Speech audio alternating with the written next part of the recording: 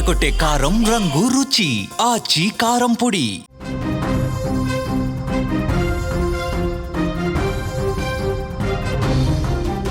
అర్ధరాత్రి జంట హత్యలు పల్నాడు జిల్లాలో కలకలం రేపాయి. చనిపోయిన ఇద్దరు టీడీపీ కార్యకర్తలుగా తెలుస్తోంది.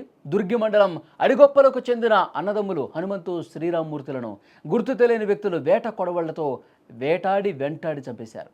తమ్ముడు హనుమంతును గ్రామంలోని బొడ్రై దగ్గర, అన్న శ్రీరామ్మూర్తిని నీలంపాటి అమ్మవారి గుడి వాటర్ ప్లాంట్ వద్ద దారుణంగా నరికేసి చంపారు. పక్కా పథకం ప్రకారం వీరిని చంపినట్టుగా తెలుస్తోంది. అన్నదమ్ముల హత్యకు కుటుంబ కలహాలతో పాటు వ్యక్తిగత విభేదాలు కారణమని పోలీసులు భావిస్తున్నారు. హత్యకు గురైన వారు, హత్య చేసిన వారు ఇద్దరూ ఒకే సామాజిక వర్గానికి చెందిన వారిగా ప్రాథమికంగా సమాచారం వస్తోంది. హత్య చేసింది ఎవరు అనే దానిపై దర్యాప్తు కూడా ప్రారంభించారు. ఈ జంట హత్యలపై పల్నాడు జిల్లా ఇన్ఛార్జి మంత్రి గొట్టిపాటి రవికుమార్ స్పందించారు. జిల్లా ఎస్పీతో ఆయన మాట్లాడారు. నిందితులు ఎంతటి వారైనా సరే వదిలిపెట్టొద్దని కూడా ఆయన ఆదేశించినటువంటి పరిస్థితుంది.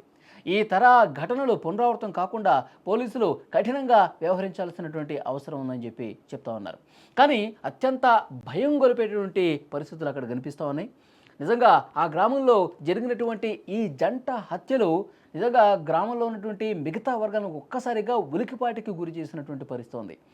ఒకవైపు వాళ్ళు వ్యక్తిగత కక్షలు, వాళ్ళు ఉన్నటువంటి ఈ పగలతో ఈ హత్యలు జరిగాయని చెప్పి సమాచారం వస్తున్నప్పటికీ కూడా అన్ని కోణాల్లో కూడా దర్యాప్తు చేయాల్సినటువంటి అవసరం ఉంది అని చెప్పి అక్కడ చర్చ జరుగుతోంది. ఎందుకంటే వీళ్ళిద్దరూ కూడా చనిపోయినటువంటి వ్యక్తులు ఎవరైతే ఉన్నారో వాళ్ళు తెలుగుదేశం పార్టీ సానుభూతి పరులుగా తెలుస్తోంది.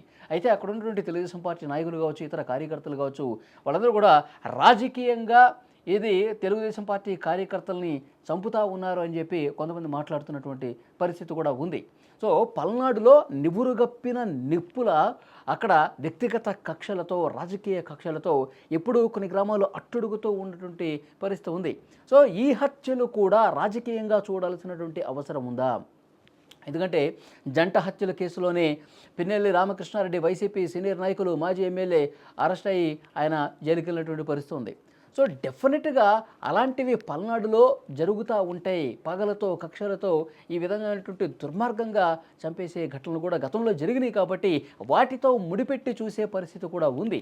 సో డెఫినెట్గా పల్నాడులో జరిగినటువంటి ఈ హత్యలు కూడా నిజంగా 100కి 100% వ్యక్తిగత కక్షలుగా చూడాల్సినటువంటి పరిస్థితి ఉందా, లేదు అంటే కనుక రాజకీయపరమైనటువంటి కారణాలతో కూడా ఏమైనా జరిగాయా అన్నది సో అన్ని కోణాల్లో కూడా దర్యాప్తు చేస్తున్నారు.